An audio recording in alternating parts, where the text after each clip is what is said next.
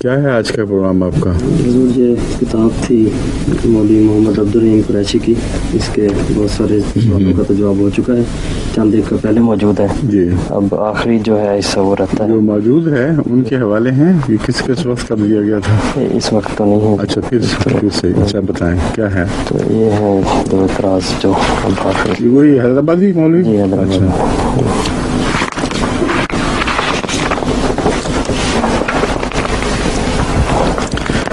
یہ ان صاحب کا ایک اعتراض یہ ہے کہ افیونی تھے نعوذ باللہ من ذالک، اور دوسرا یہ ہے کہ شرابی تھے، اور یہ ان بدبختوں کا حال ہے۔ میں باقاعدہ عبارت تو بعد میں پڑھ کے سناتا ہوں، لیکن یہ سوچنے والی بات ہے کہ حضرت مسیح موعود علیہ السلام کو اپنے دعوے کے بعد ایک عظیم مقام حاصل ہوا ہے تمام ہندوستان میں، اور اس سے پہلے بھی کچھ عرصے سے متفرق دینی علماء سے گفتگو رہتی تھی، اور ابراہیم کے دور میں بھی غیر معمولی شہرت آپ نے پائی۔ تو کیا وہ سارے پاگل کے بچے تھے کہ ان کو یہ نہیں پتہ لگا کہ افیمی اور شرابی آدمی ہے، اور بڑی بڑی عزتیں کرنے والے اور احترام کرنے والے تمام ہر قسم کے لوگ، اور پھر قادیان کے وہ ہندو اور سکھ ارد گرد کے جو عزت کے ساتھ آ کے ملتے تھے۔ اس لیے اس کے ایسے سوال کے جو چھوٹی چھوٹی گھٹیا باتیں ہیں، اصولاً ان سے صرف نظر کر کے اتنا ہی جواب کافی ہونا چاہیے تھا۔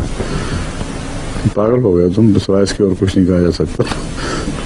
اتنا عظیم مصنف، اتنا عظیم خدمت کرنے والا، جس کے ارد گرد ہر وقت ایک جمگھٹا رہتا تھا، اور جس کے گھر میں بھی مہمانوں کا یہ عالم تھا کہ دن رات جس وقت آئیں وہ کمروں میں اندر آ جاتے اور وہی سوتے۔ جلسے کے دنوں میں تو پتہ ہی ہے سب کو، اور یہ سب چیزیں لوگ پڑھ چکے ہیں، جانتے ہیں، کیونکہ وہی سے چیزیں نکالی ہوئی ہیں کہ اس قدر ہجوم ہوتا تھا کہ حضرت مسیح علیہ السلام کے پاس اپنے لیے بھی کوئی کپڑا اوڑھنے کے لیے باقی نہیں رہ بچتا تھا، تو سردی کی وجہ سے اپنی سلیوز میں ہاتھ ڈال کے تو اسی طرح کرسی پر لیٹ جایا کرتے تھے۔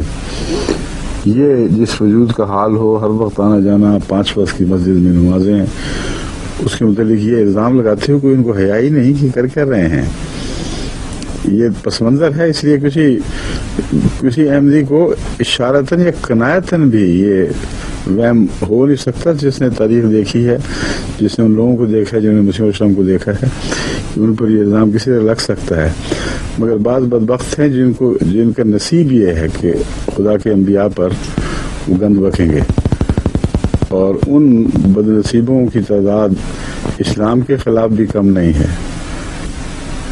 میں تو برداشت نہیں کر سکتا کہ حضرت مسیح علیہ السلام کے دفاع کے سلسلے میں رسول اللہ علیہ وسلم کے اوپر جو ناپاک الزام لگائے ہیں وہ ان کا ذکر کروں، لیکن ان مولویوں کو علم ہے، اور یہ سلمان رشدی کے قصے جو چل رہے ہیں، یہ ان کی کوئی اس بات پر نظر نہیں جاتی کہ خدا کے پاک بندوں پر ہمیشہ سے ہی ایسی بکواس کی جاتی ہے۔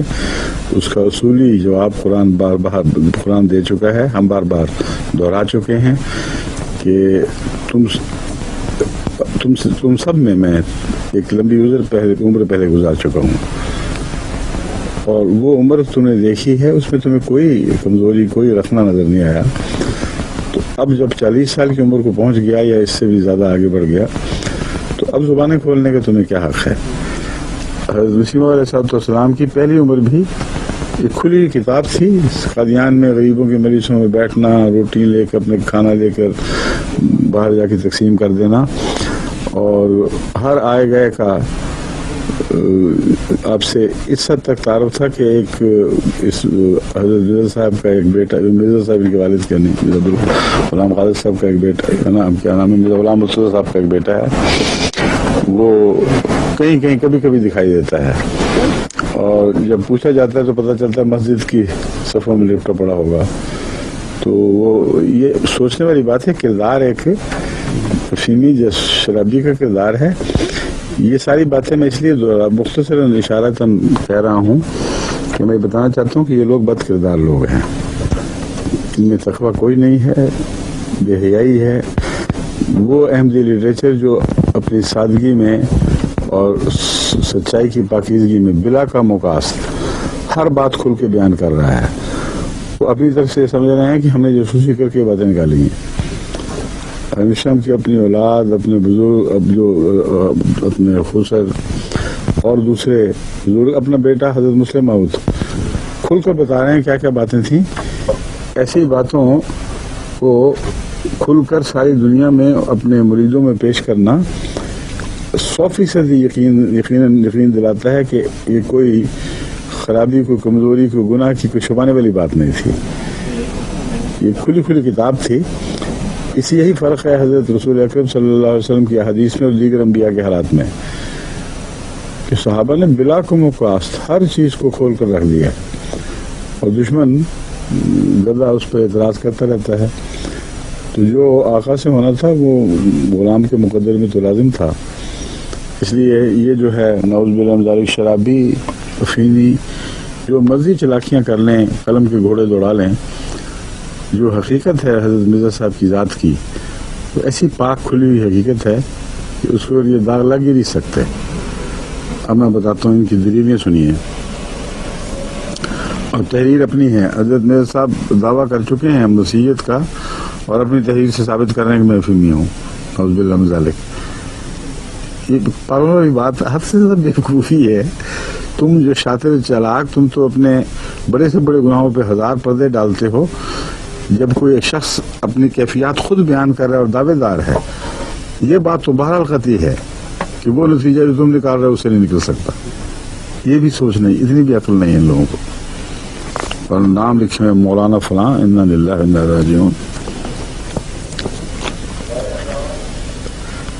لکھتے ہیں مرزا غلام احمد قادیانی نے خود لکھا، اب دیکھو وہ دعوے دار مسیحیت مرضیت اپنے ہاتھوں پکڑ گیا، خود لکھا کہ میں کیا ہوں۔ مجھے اس وقت اپنا ایک سرگزشت واقعہ یاد آ گیا، اور وہ یہ کہ مجھے کئی سال سے ذیابیطس کی بیماری ہے۔ ایک دفعہ ایک دوست نے مجھے یہ صلاح دی کہ ذیابیطس کے لیے افیون بہت مفید ہوتی ہے، بس علاج کی غرض سے مذائقہ نہیں کہ افیون شروع کر دی جائے۔ میں نے جواب دیا کہ آپ نے بڑی مہربانی کی کہ ہمدردی فرمائی، لیکن اگر میں ذیابیطس کے لیے افیون کھانے کی عادت کر لوں تو میں ڈرتا ہوں کہ لوگ ٹھٹھا کر کے یہ نہ کہیں کہ پہلا مسیح تو شرابی تھا اور دوسرا افیونی۔ اس میں یہ بات تو قطعی ہے کہ اس تحریر کے بعد کوئی دوسری گواہی بے معنی اور بے حقیقت ہے، لیکن ایک بات اس میں غور طلب ہے کہ فرماتے ہیں کہ ذیابیطس کے لیے افیون کھانے کی عادت کر لوں تو میں ڈرتا ہوں کہ لوگ ٹھٹھا کر کے یہ نہ کہیں۔ یہاں شرعی عذر نہیں دے ہے کوئی، اور ان کے بہت سارے علماء جو ختم نبوت کی پیر فقیر علماء ہیں اور دوسرے بھی یہ افیون کی عادی ثابت شدہ ہیں، اور افیون کھانا مولویوں میں کئیوں میں عادت تھی، چنانچہ کئی جو احمدی ہوئے ان کے لیے ہمیں پتہ ہے مشکل پڑی تھی، انہوں نے بڑی مشکل سے آہستہ کم کی، لیکن وہ بچپن میں اپنے اسکولوں کالجوں میں عادت پڑی ہوئی تھی، کیونکہ مولوی اس کو حرام نہیں سمجھتے۔ تو جہاں حرام نہیں ہے وہاں بھی احتیاط ہے، یہ بات ہے غور طلب۔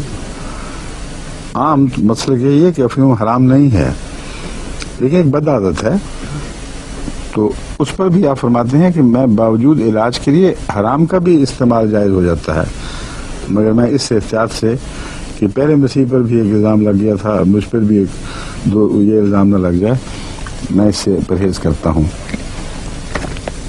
کہتے ہیں ایک طرف تو یہ کہا اور دوسری طرف ایک مرکب بنایا اور مریدوں کو باور کرایا کہ افیون کے مرکب کی ترکیب خدا تعالی نے بتائی ہے۔ قادیانیوں کے اخبار نے اس دعویٰ کا تذکرہ کیا ہے، باور کرایا کہ خدا نے بتائی ہے۔ اب وہ جو ترکیب ہے اس کا افیم کے جواز اور غیر جواز سے کوئی تعلق ہی نہیں ہے۔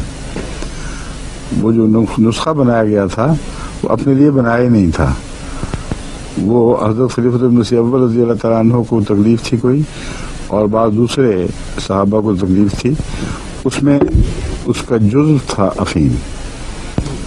اور جتنی دوائیں آج کل رائج ہیں حکمت کی اطباء کی، ان میں بہت سی ایسی ادویاں ہیں جن میں افیم ایک جز ہوتا ہے۔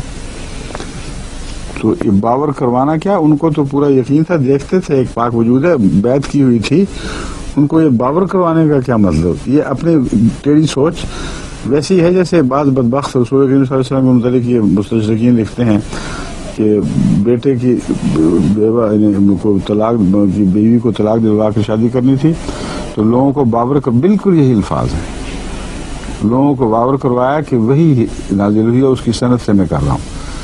تو ان کا بدبختوں کا ذہن پہچانا جاتا ہے کیسا ذہن ہے. ان کو کچھ خود نہیں کبھی خیال آیا کہ شیشہ دیکھ کے معلوم تو کریں کہ ان کی تصویریں کن لوگوں سے مل رہی ہیں. جیسے ناپاک وہ لوگ تھے ویسے یہ لوگ ہیں. اور وہی کہ مطلب باور کروایا، تمہیں کیسا پتہ لگا ہوئی ہے کہ نہیں؟ یہ بنیاد ہی کوئی نہیں اس بات کی. باور کروایا جیسے لفظی چلاکی کی ہوئی ہے کہ دیکھو جی باور کروا دیا.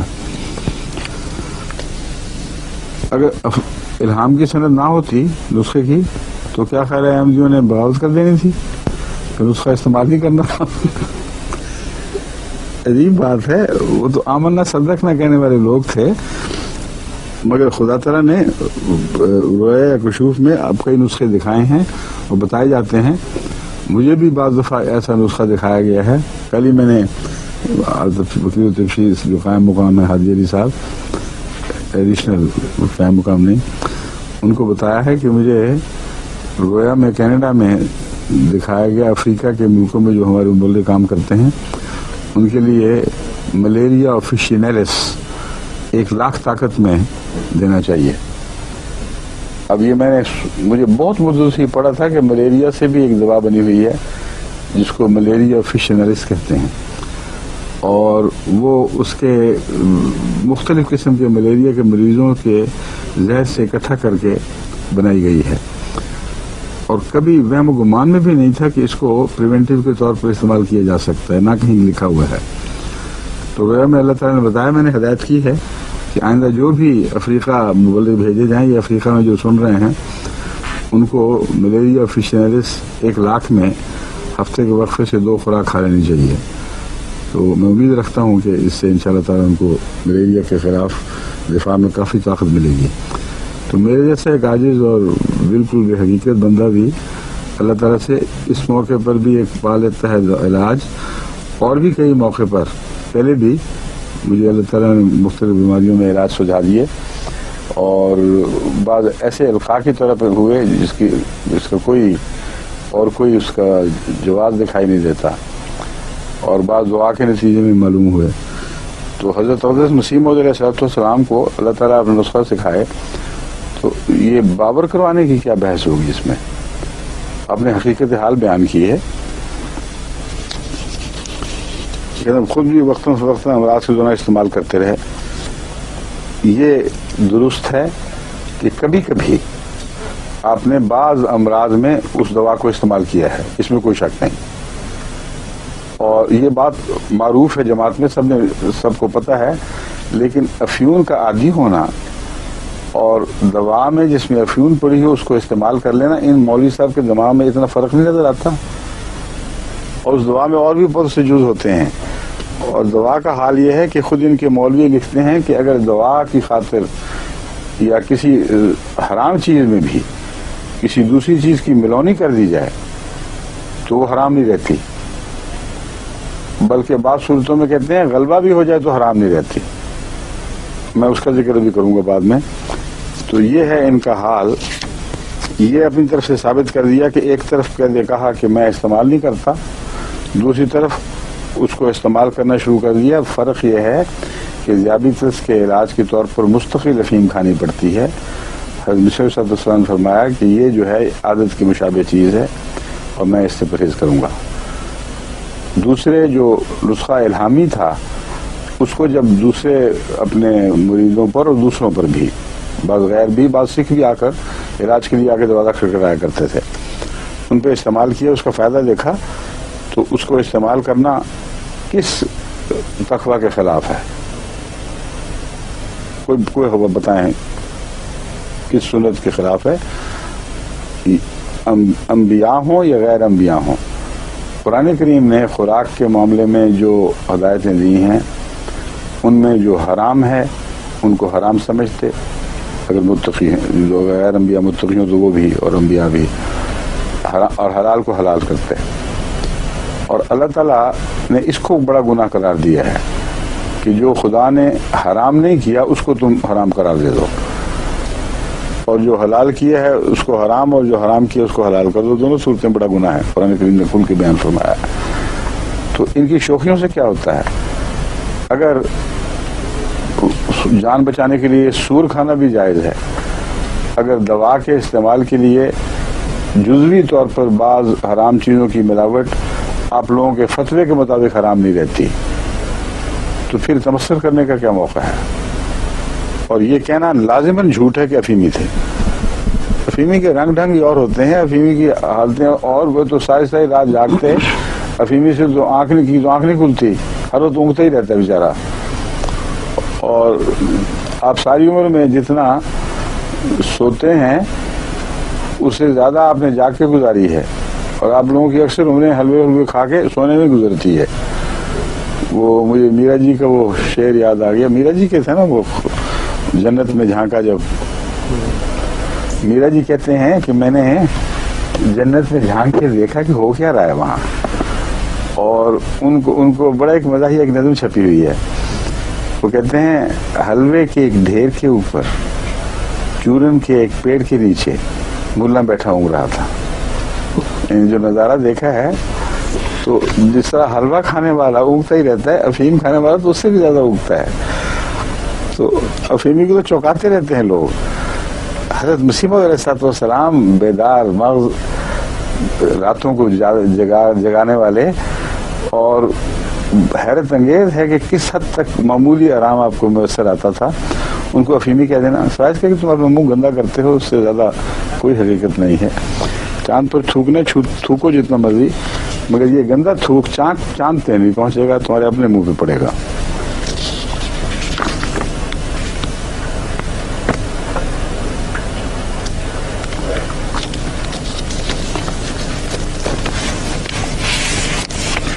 یہ ہمیشہ کی پوری بات ہے، اس کی ضرورت نہیں ہے، جو میں نے واقعہ بیان کر دیا کافی ہے۔